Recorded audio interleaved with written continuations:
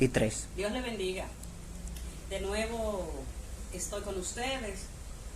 Cuando hablo con ustedes, con la iglesia Aguas en el Desierto, porque sé que muchos no están aquí, donde yo vivo, en Tenares, otros están fuera del país, y quiero regalarle la bendición de parte del Señor, que ellos sean bendecidos donde quiera que ellos se encuentren.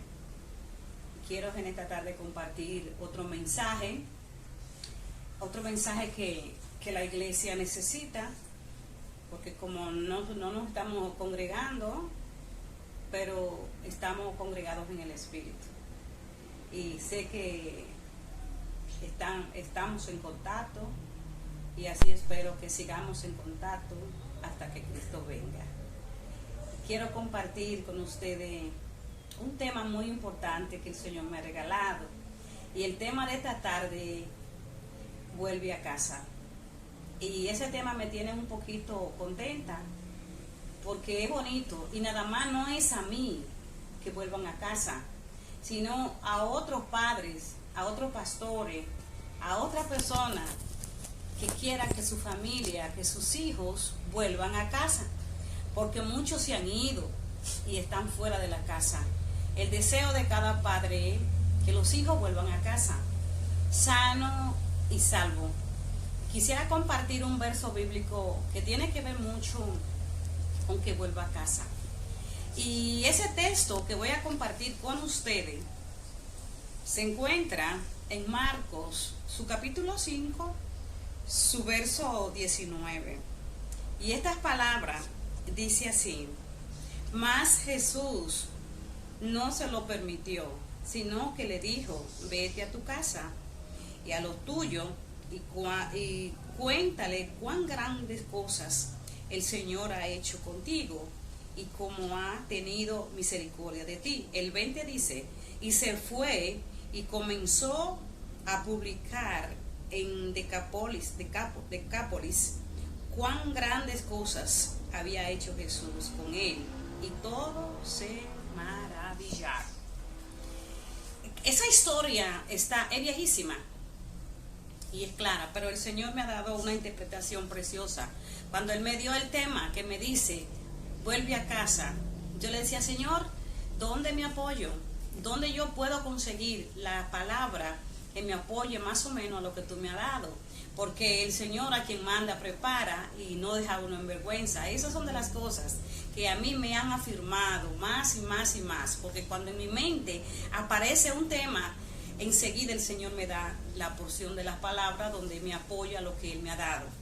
Y cuando estoy estudiando, ahí me fui allá de una vez, y aquí lo que hay es un hombre que no está en casa, esos muchachos que tienen muchos demonios en Gadara. Por eso dice el endemoniado gadareno, porque viene de Gadara, entonces por eso se le añade el nombre de gadareno. Y dice las palabras que este muchacho vivía en los sepulcros, vivía desnudo. Él algunas veces le ponían grillos en sus manos y eran rotos. ¿Por qué? Porque en él habían legiones de demonios. Y cuando los romanos decían a los guardias legiones, te estaba hablando de 6,000 personas, 6,000 soldados que iban a la guerra. Entonces, cuando dice que ese gadareno tenía demonio, no era un demonio ni dos demonios, eran muchos demonios. Ahí habían todo tipo de demonios. Él destruía. Dice que vivía desnudo en los sepulcros. Ahí era que él vivía más. Y cuando Jesús tiene que entrar, y dice que Gadara quedaba al opuesto de Galilea.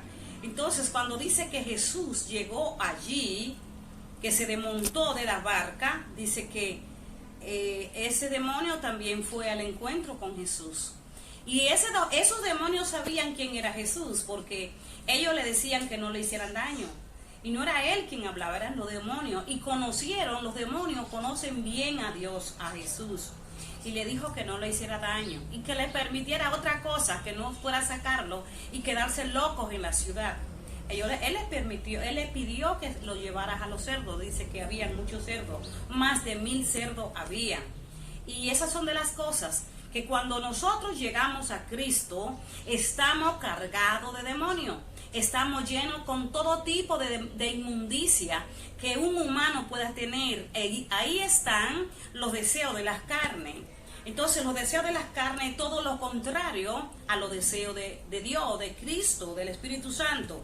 Y cuando este hombre cargado de dificultades, así mismo fuiste tú y fui yo.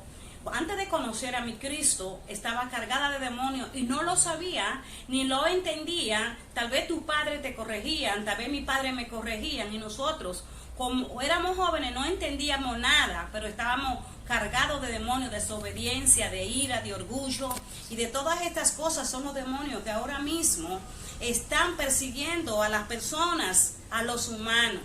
¿Y cuáles son esos demonios? En esta tarde yo te voy a decir, esos son de los ángeles caídos, esos son los demonios caídos. Cuando el diablo lo expulsaron de allá del reino, también esos demonios fueron expulsados. Y mucha gente se pregunta, pero estos demonios, esos son los ángeles caídos, los demonios caídos que están operando en la vida de los cristianos, de la gente desobediente, en las personas que no se someten a la cosa de Dios.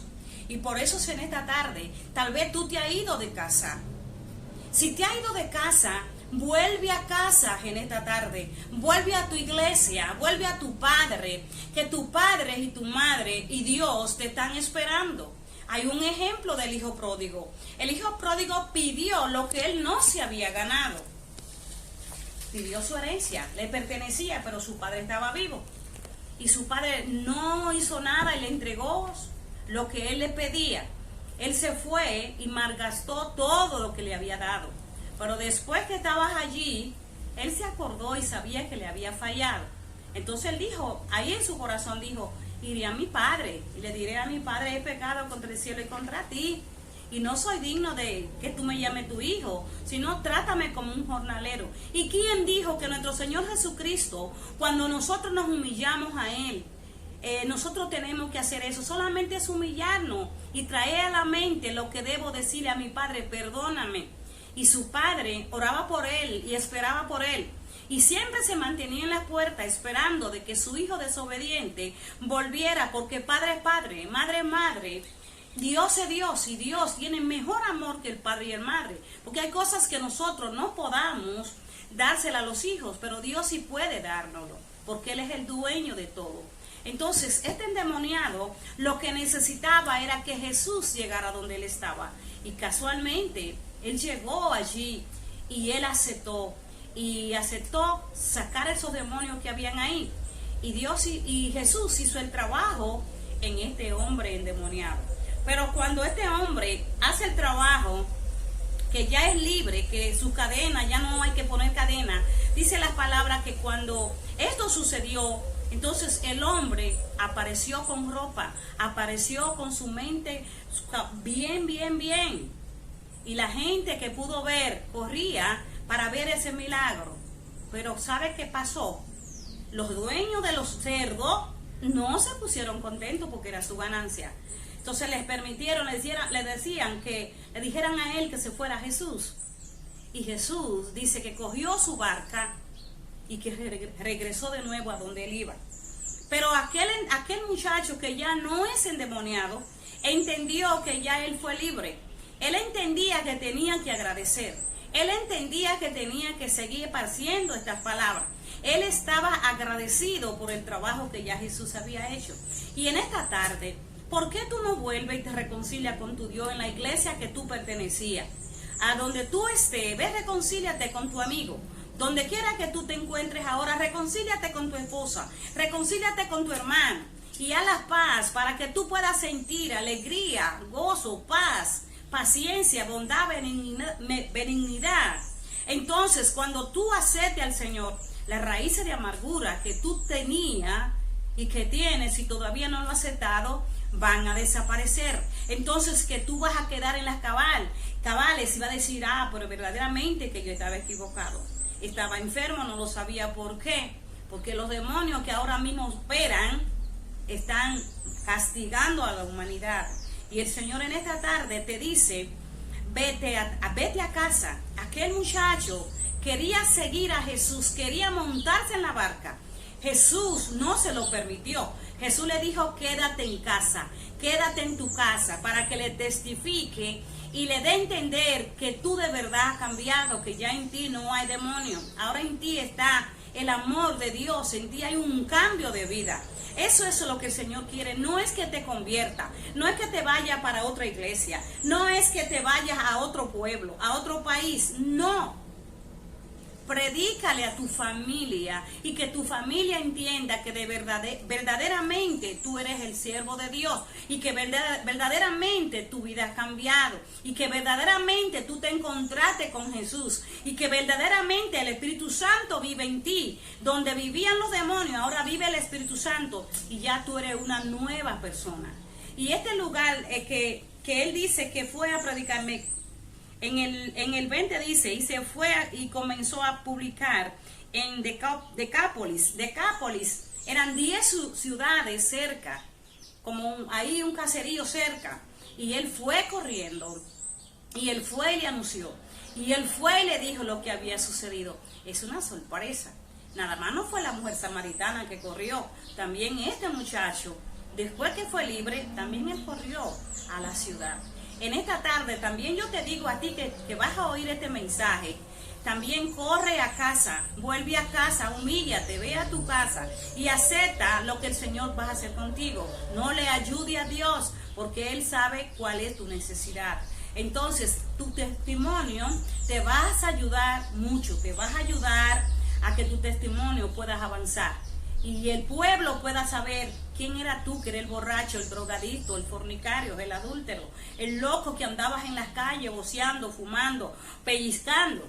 Entonces cuando tú te acerques a Cristo y lo aceptes, entonces el mismo pueblo donde tú vives, la ciudad donde tú vives, el campo donde tú vives, van a decir verdaderamente solamente Dios es que hace este trabajo, esta sanidad. Que Dios le bendiga y que Dios le guarde. Su pastor Altagracia Villa, en la Duarte número 2, con el teléfono 829-242-2375. Misión cumplida.